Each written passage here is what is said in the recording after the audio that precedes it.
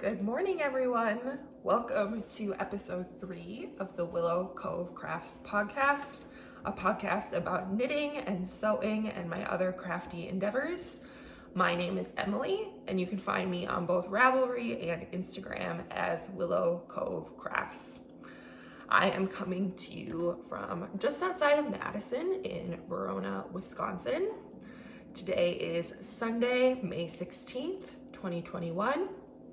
And welcome to any new viewers. I'm so happy to have you here, and to any returning viewers, welcome back.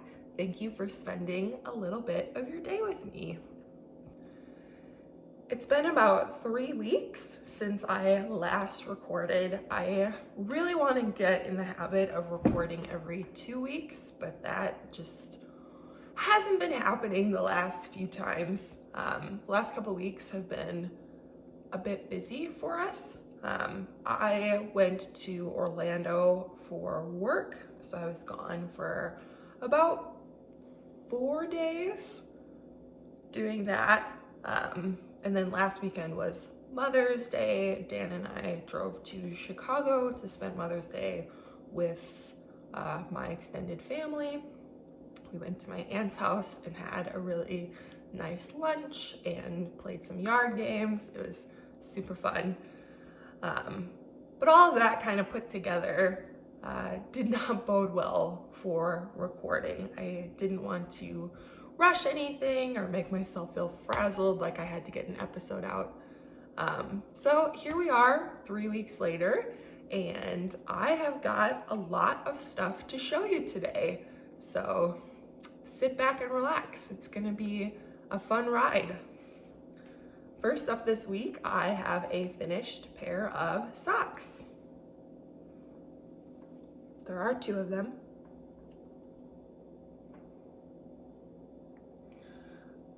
They look so pretty.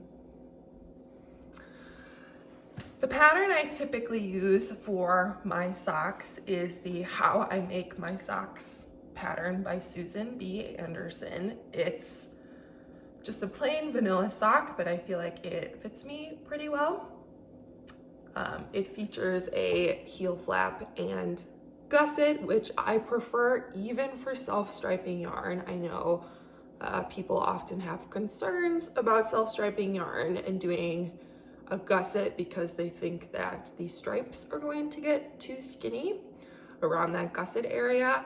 That is not something I've really had an issue with. I think if your stripes are, 3 or 4 rows wide down the leg of the sock, then you should probably not have a problem doing a gusset with them. They will be a little skinnier, but I don't think it's super noticeable. The yarn I use for these socks is Scrumptiouspurl in the Stripe Me Up base, which is an 80/20 superwash merino nylon. I don't have the tag anymore. I have no idea what happened to it.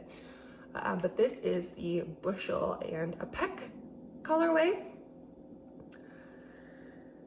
I did 64 stitches, top down, heel flap and gusset. We've talked about that already.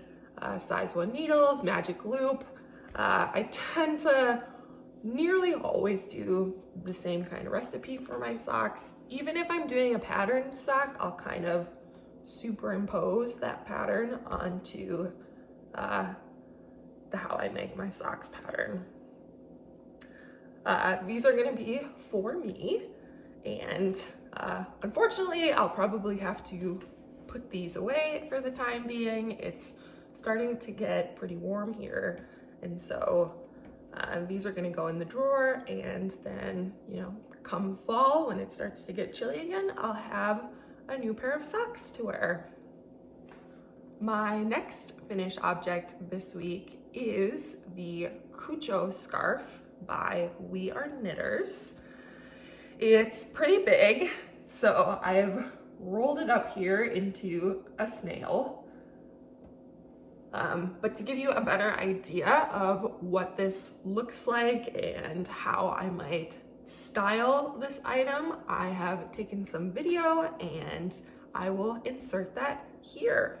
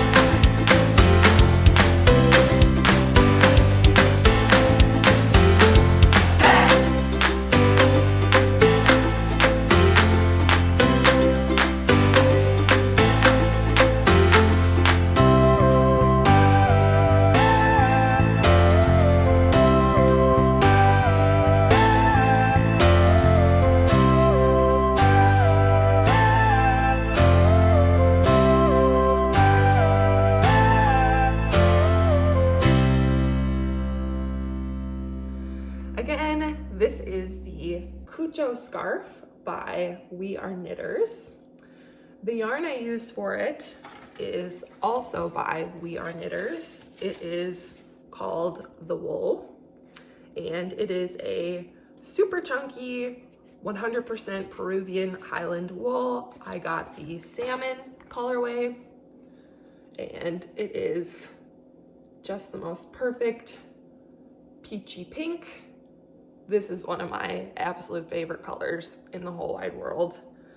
I bought this as a kit from We Are Knitters. I believe you have to get a kit to get the pattern.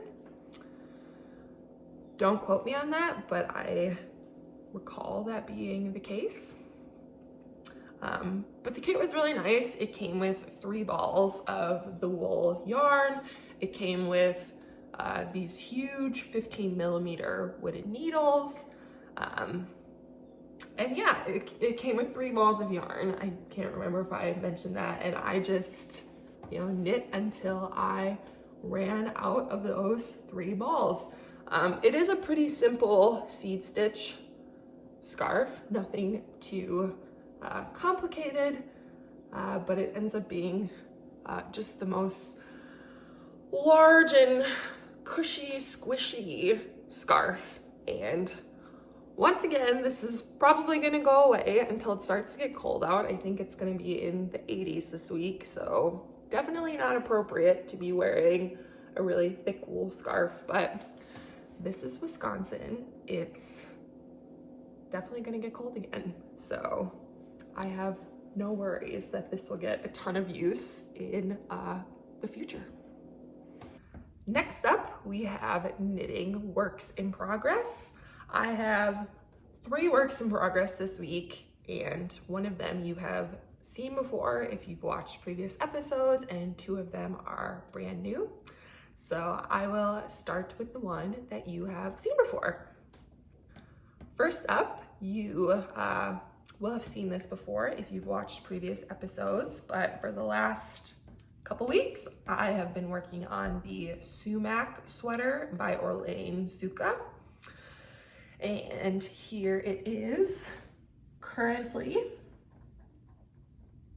I have a marker of where I was last episode. There you go. So since last episode, I have finished knitting the main portion of the body and have started the bottom rib. And hopefully, you know, it's smooth sailing from here. I am really ready for this sweater to be done. I feel like I've been working on it forever.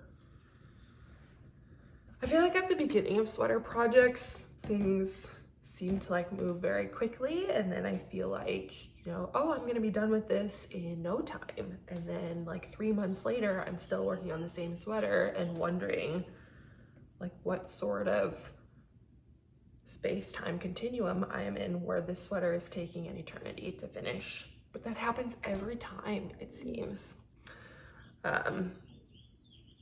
Anyways, the yarn I am using for this sweater is Cascade 220. There's the label. I am using the Eggplant colorway, otherwise known as color number 8418, which is, it gets a little blown out on camera, but it is a pretty dark purple. I would say that is pretty accurate. And then the closer I get, it just kind of blows out. I like to take a lot of pictures of my projects for Instagram as I'm working on them, and this sweater has been impossible to photograph. It's looks like Barney purple in every single picture I take of it, but it's a really nice dark purple. Cascade 220, a really popular yarn. You've probably heard of it. It's a worsted weight, 100% wool, fairly inexpensive. Not the softest, but you know, I've mentioned this before. I've had this in my stash for close to 10 years at this point, maybe. So it was time to use it up. I am using size 7 needles, which is what is called for in the pattern. I strayed a little bit from the pattern just out of convenience. As with most patterns, the ribbing called for you to go down a couple needle sizes. I was at Dan's house this weekend and was ready to start the ribbing, and I had forgotten to pack my smaller needles, so I just decided to trudge ahead and use the same size needles on the ribbing as I did for the body. And that kind of prompted me to wonder, why do we go down a needle size when we do ribbing on projects? I honestly did not know the answer, so I went and researched it. And the reasoning is that ribbing tends to have bigger looking stitches for some reason. And so when you knit your body in a certain needle size and then you knit the ribbing in that same needle size, your knit stitches tend to look a little bit larger. And so the general advice is to go down a needle size so that your stitches remain consistent looking. And I gotta say, I can definitely see it. I think the knit stitches in my ribbing definitely look bigger. It does not bother me. I'm going to keep going. You know, in the future, obviously my preference would be to go down the needle size to make it look just a little bit tidier and more consistent. But honestly, at the end of the day, no one's gonna really notice. But yeah, I thought I would share that with you and just kind of share what it looks like if you do not go down a needle size. So by next episode, I am hoping I should definitely be able to get the body done. I only have, probably less than an inch of ribbing left to do. And then I will pick up the collar and make that look nice. And then I will be on to the sleeves. I am one of those crazy people that don't mind knitting sleeves. My theory is that people don't like knitting sleeves because when you get to the sleeves, it kind of feels like your sweater is almost done. When in reality, like your typical sweater, I think I heard, the sleeves are about 1/3 of the knitting on the sweater, so a significant chunk. So I feel like you have to go into it knowing that it's going to take some time to knit the sleeves and it never goes quite as fast as you want it to. But I do feel like, they grow pretty fast. It's a small circumference thing. I've never really minded knitting 2 of a thing. I don't get second sock syndrome. I don't get second sleeve syndrome. And yeah, I love the process of taking what's essentially a t-shirt sweater and turning it into an actual sweater. So hopefully by next episode, I will be working on the sleeves. And I really want to finish the sweater up in the next few weeks because I really want to start something new. Next up, since I finished a pair of socks, obviously I had to start a new pair. I talked about this a bit last time, but I was making plans to knit my sister a pair of socks for Christmas. My sister Amy really loves hand knit socks. She texts me about the ones I have made her already.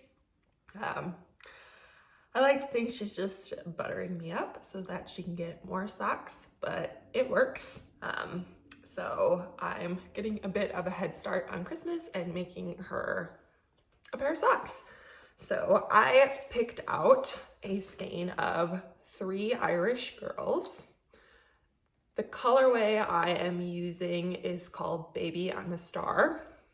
This is their Adorn Luxe yarn, which is an 85 merino, 15% nylon, which I feel like is not a ratio you see very often. But here is the yarn. It looks like it is glowing on the screen. It kind of looks like it's glowing in real life too, but it's this really nice kind of turquoise color with lots of orange flecks. I kind of wonder if I shield the light from it a little bit, if it will look a little better. That's pretty accurate. And I am knitting her a pair of Hermione's Everyday Socks, which is a free pattern on Ravelry, super popular. It's this kind of simple pearl texture. So in the last couple weeks, I finished the leg of the first sock and did the gusset and heel flap. And now I am working down the foot. As I talked about earlier this episode,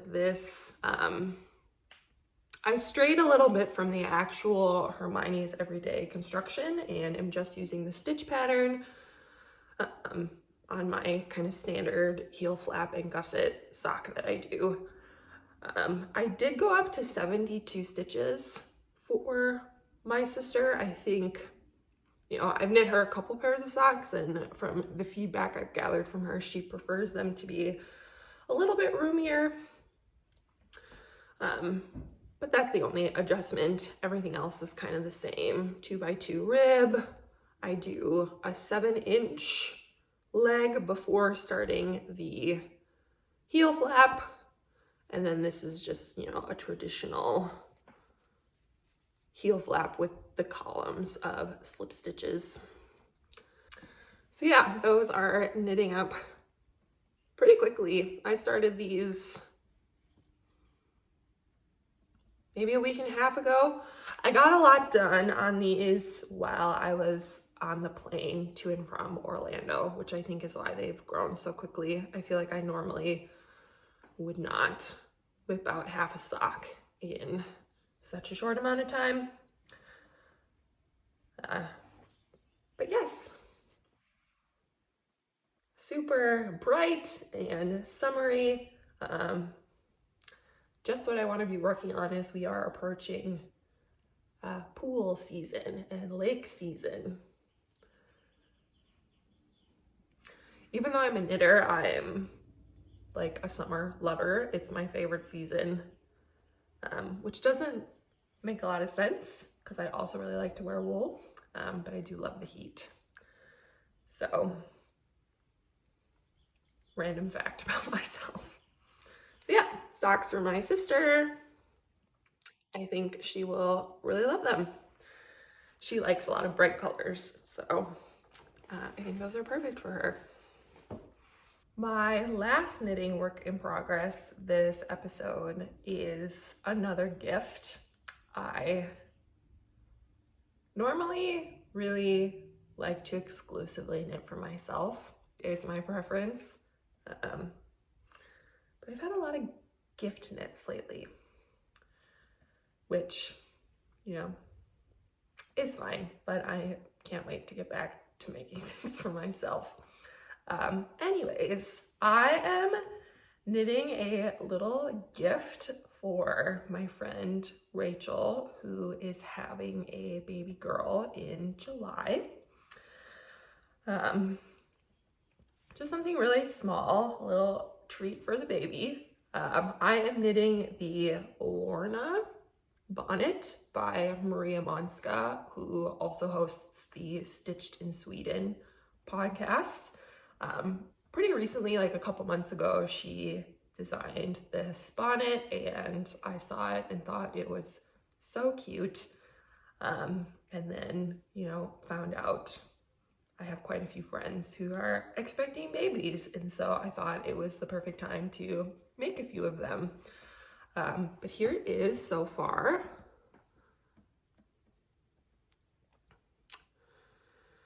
It's super cute. So it's got this seed stitch border, and then it's got really simple color work, just some kind of specks. And then I just joined in the round to, you know, do the back of the head shaping. And this bonnet will ultimately be kind of pixie shaped and kind of have a point at the top. And then there's a cute little pom-pom that'll go right at the top of the point. And then it will also obviously have ties so that it stays on the baby's head. I am knitting the 6-month size. I figured that if the baby's being born in July, by the time she needs some sort of head covering, she'll be 4 to 6 months old. I thought 6 months was kind of safe if, you know, babies, you never know if they're going to be, you know, below average, above average in size. And so, like, you know, winters here are long. And so I thought the 6-month size would fit her, you know, in the fall if she ends up, you know, growing fast, or, you know, in the late winter if she ends up being smaller. So it's super cute. It's knitting up really fast. The yarn I am using is all leftovers from other projects, and I realized that both of these leftovers are for projects that I have not finished yet. I'm done with these particular colors in those projects, which is why I felt safe to use them in something else. But these yarns are gorgeous, and I should get back definitely to the original projects they belonged to. But the base color of my bonnet is this really pretty pink. This is Stress Knits yarn in her, she used to sell a 75-25 base. I don't know if she does anymore, but this is the My Jam colorway by Stress Knits. She definitely still sells this color. She just might not have the 75-25 sock weight. I originally bought this to make a What the Fade by Andrea Mowry, which again is sitting in my pile of unfinished things in my closet. I will definitely have to get back to that. And then my contrast color is Hedgehog Skinny Singles in the Pollen colorway. I also bought this for an Andrea Mowry pattern, the Find Your Fade, which again is also sitting in the pile of unfinished things in my closet. So I've got 2 fade projects that I really need to finish. But for now, I'm using the leftovers to make this super cute little hat. I didn't quite think about this when I started, but the contrast between these is not super great. A way you can kind of tell how contrasty 2 yarns will be is to take a black and white photo of them, and these kind of look very similar in a black and white photo, which means they don't have a lot of contrast, and so you can definitely see the specks. It's really subtle. I like the look of it. It makes it really hard to work on this at night. Like in the daylight, I can see the speckles, or excuse me, the color work dots really easily, but at night when it's darker out, I have a hard time seeing where I am because these yarns are so close in, I don't know what the correct word is, but like volume, something like that. All of the people out there who are really knowledgeable about art and color theory are probably screaming at me right now. But hopefully you know what I mean.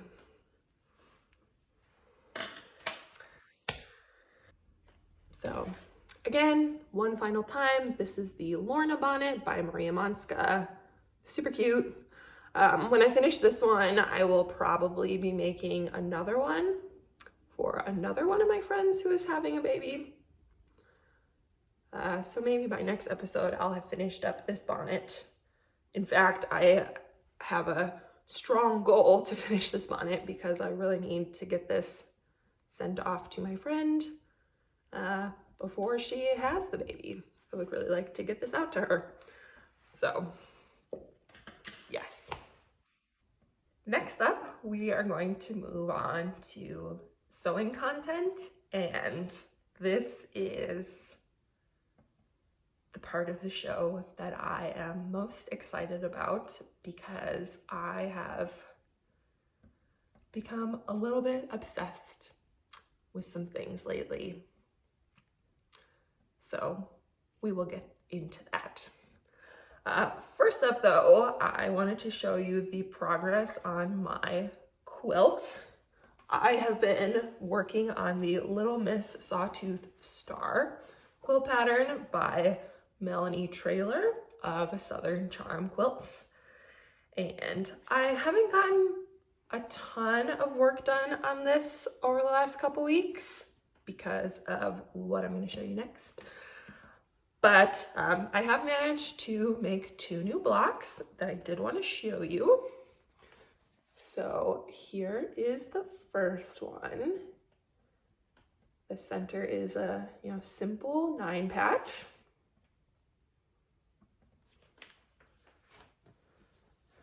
And then here is the second one that I've made in the last few weeks. I continue to be in love with the color palette of these fabrics. I believe that they're all art gallery fabrics. And they're just, again, I said earlier that, peachy blush pink is one of my favorite colors, and we've got a lot of that going on in here, along with, you know, light oranges and lavenders, all of these soft, beautiful colors that I love so much. So I'm not really in any rush to get that done. It's a bit of a slow moving project, but it's a large quilt, and so I don't really expect to finish that anytime soon, but I'm hoping to maybe do a block a week for the foreseeable future.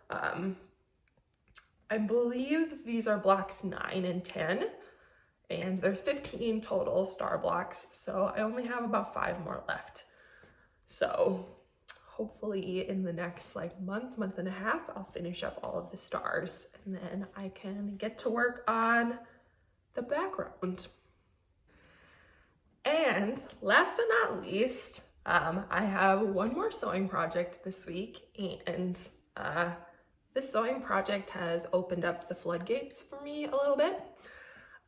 For a very long time, I have wanted to get into garment sewing and making my own sewn clothes. Obviously, I make my own knit clothes, but I think, you know, that's a little limited to when I can wear it. You know, as I've said before, it gets, you know, obviously very hot here in the summer, and so I can only wear my knitted things maybe 8 or 9 months out of the year. And, you know, I wanted to diversify my wardrobe a little bit more and have things that I could wear year round. And I am just so inspired by other podcasters who do a lot of garment sewing. I love watching Stitched in Sweden and seeing all the stuff she makes. That's Maria from Stitched in Sweden. She makes a lot of stuff for herself and for her daughter. The Hey Sister podcast, they do a ton of sewing, and, you know, for years I've been watching them and just like drooling over the things they make. But it always seemed a little hard. Like, garment sewing is something that I know really nothing about, and so, you know, learning all that stuff felt a little daunting to me, which is interesting because I always have kind of considered myself to be an adventurous beginner. I'm very much of the mindset that, like, I can read a pattern, and, you know, if I don't know what something is or what something means, I can go look it up. There's so many amazing resources online.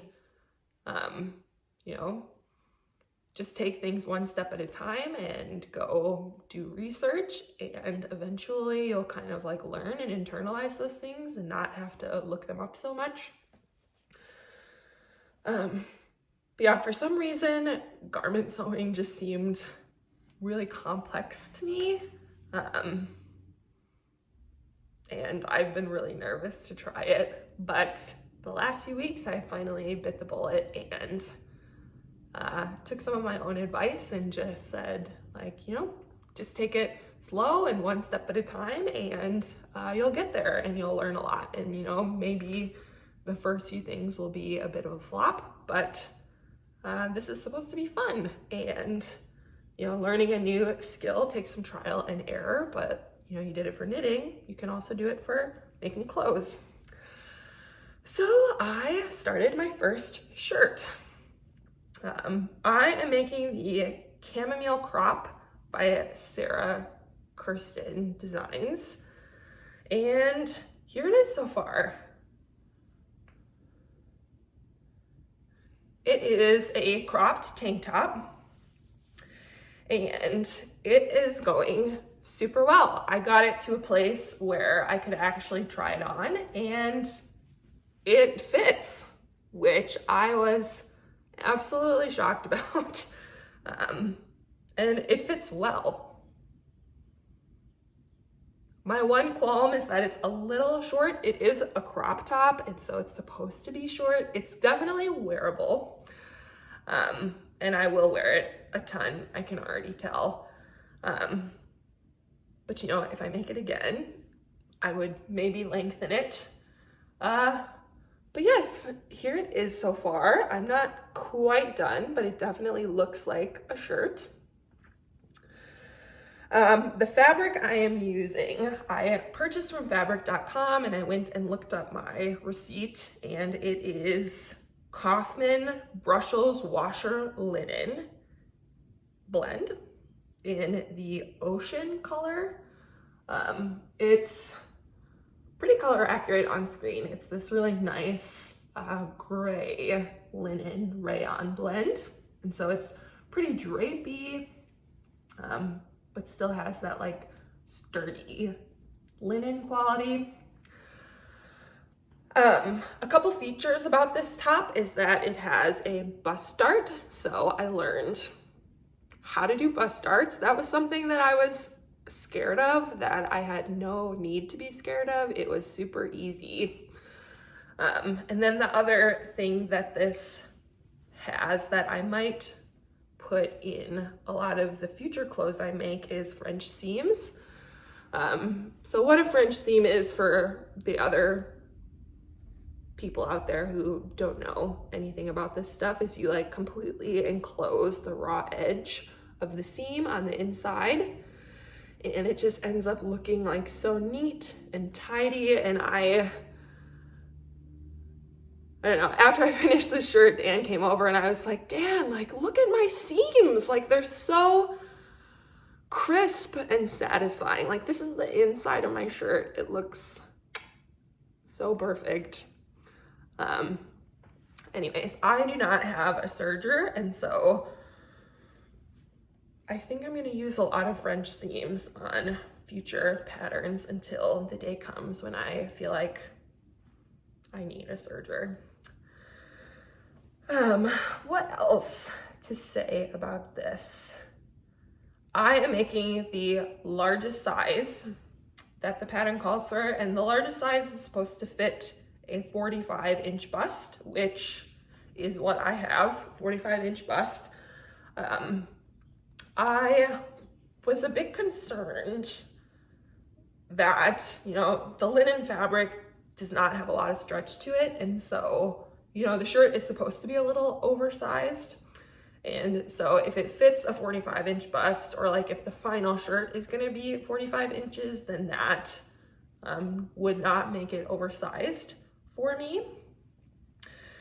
And so I did some research and I found a really great video on Made to Sew, which is, I think, like the holy grail of sewing advice. It's a YouTube channel. I'll put a link to the video I used below, but she has videos on anything and everything you could possibly want to know about sewing garments.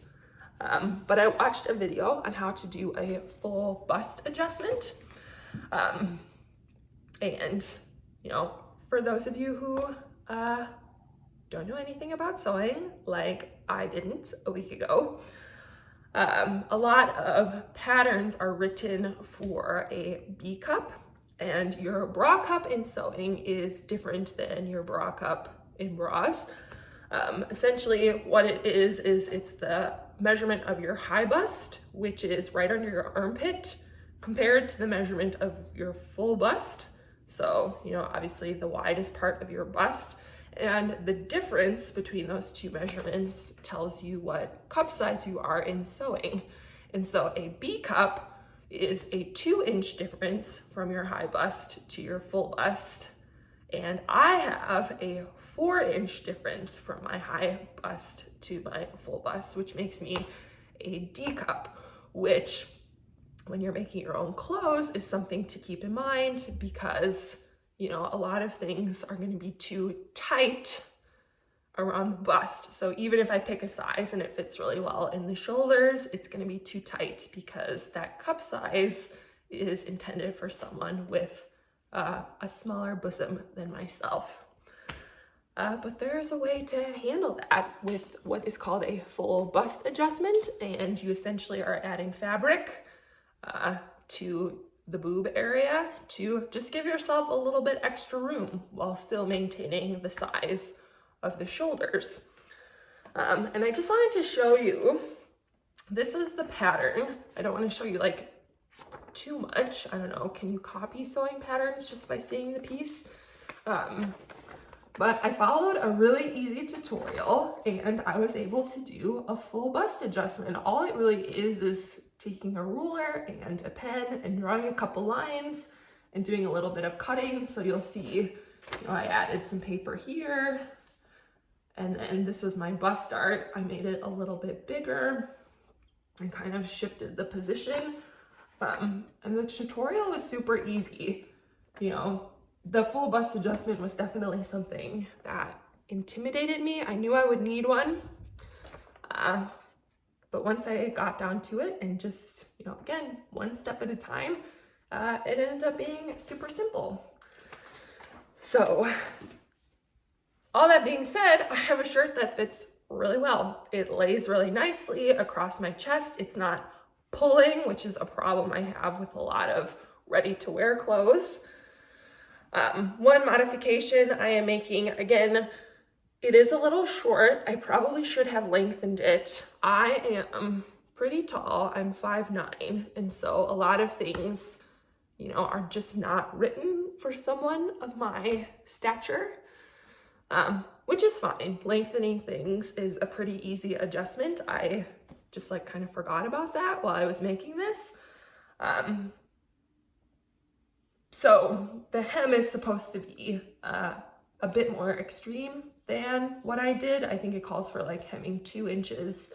I only hemmed about 1 inch. I haven't actually sewed down my hem, but I have ironed it in place. And that was to just give myself a little bit more length. I think the next time I make this top, I will just lengthen the whole thing, and then I can do the proper hem size, because I think that big chunky hem is kind of part of the aesthetic of the piece, but it's fine. And like I said, I've been trying it on and it fits really well, and I'm excited to maybe finish this up this week and start wearing it.